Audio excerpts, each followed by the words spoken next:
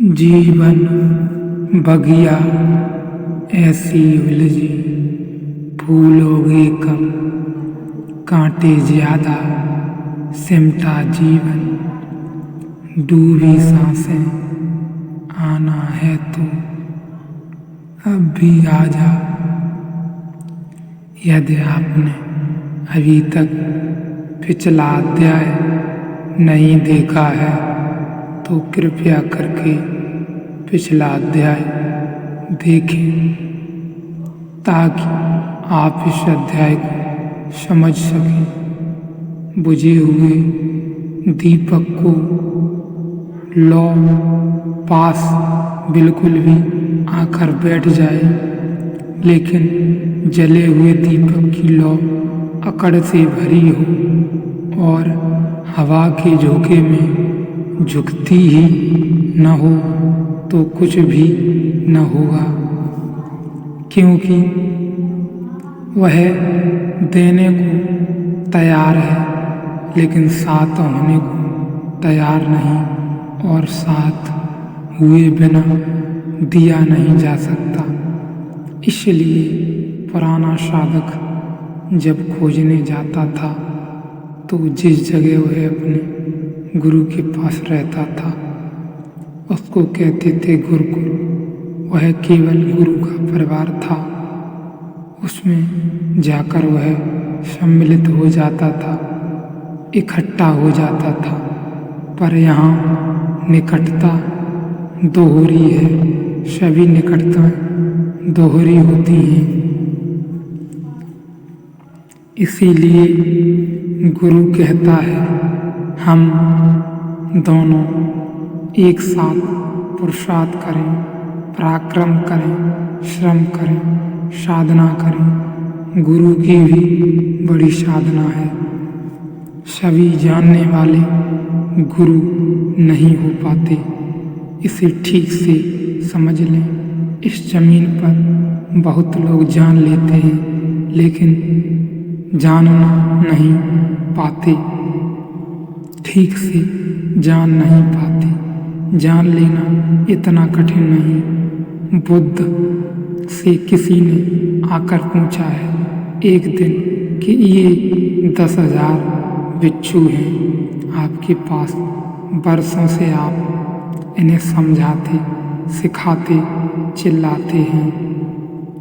साधना के पथ पर कितने लोग इनमें से आप जैसे हो गए, कितने लोग बुद्ध बन गए। स्वभाव प्रश्न बिल्कुल उचित है।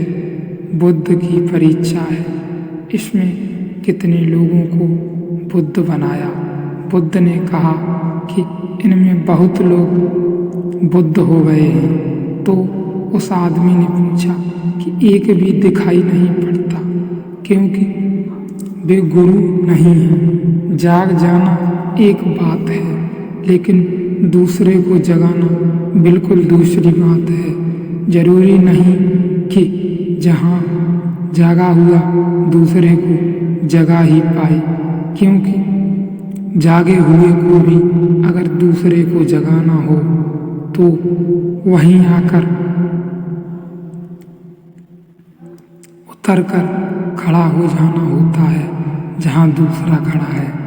उन्हीं अंधेरी घाटियों में उन्हीं लोगों के निकट जो भटक रहे हैं, उन्हीं का हाथ में लेकर कई बार तो उस यात्रा पर भी थोड़ी दूर तक उसके साथ जाना पड़ता है, जहाँ सिवाय नरक के और कुछ भी नहीं है।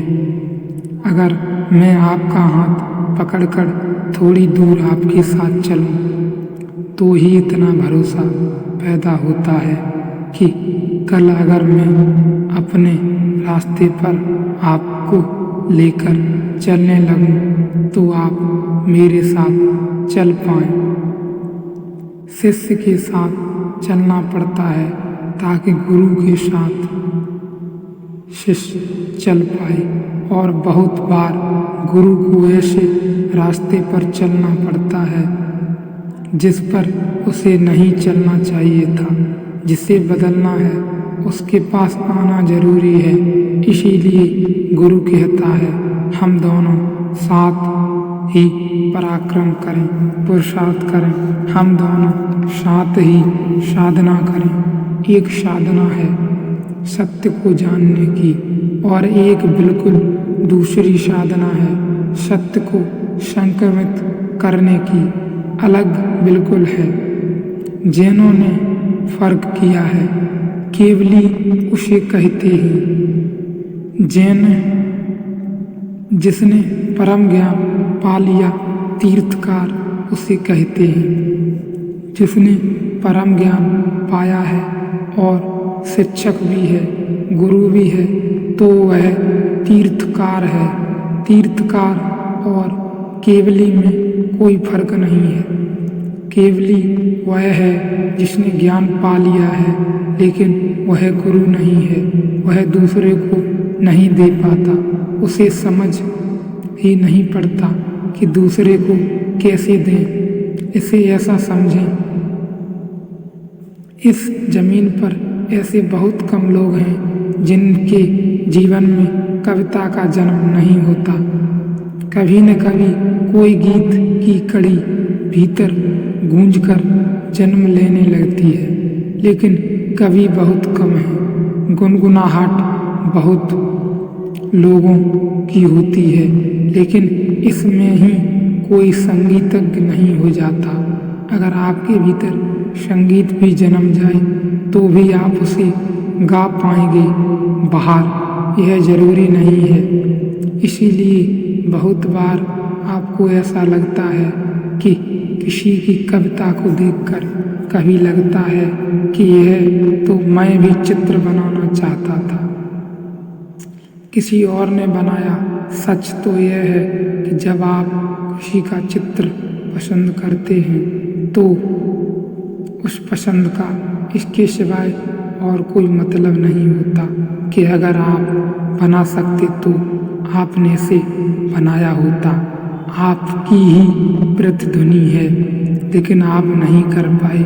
बहुत बार सत्य को ज्ञात हो जाता है, ज्ञान का अभिभार्य होता है, जन्म होता है, लेकिन उसे दूसरे तक कैसे पहुंचाएं, कैसे दूसरे तक संवादित करें। गुरु बड़ी अलग बात है, और गुरु वही हो सकता है जो शिष्य के साथ पुनः साधना करने को तैयार है।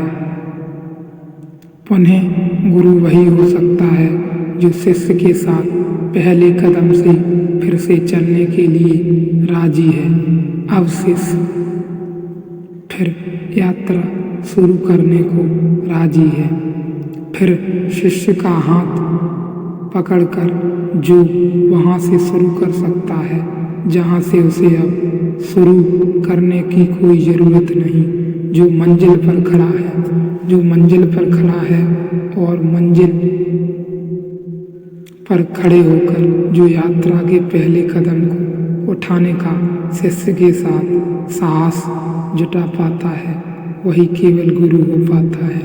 इसीलिए गुरु कहता है हम दोनों साथ ही पुरुषार्थ करें, हम दोनों की विद्या तेजस्वी हो। एक आनंद की बात बहुत बार तो ऐसा होता है कि गुरु खुद शिष्य को समझाते हैं। कई दफ़े पहली दफ़ा बहुत सी बातें समझ पाता है, पहली दफ़ा बहुत बार किसी को समझना ही स्वयं को समझने का सुगमतम मार्ग है। किसी को समझने का एवं समझाने का खुद को भी समझने का मार्ग है, खुद को भी समझाने का मार्ग है।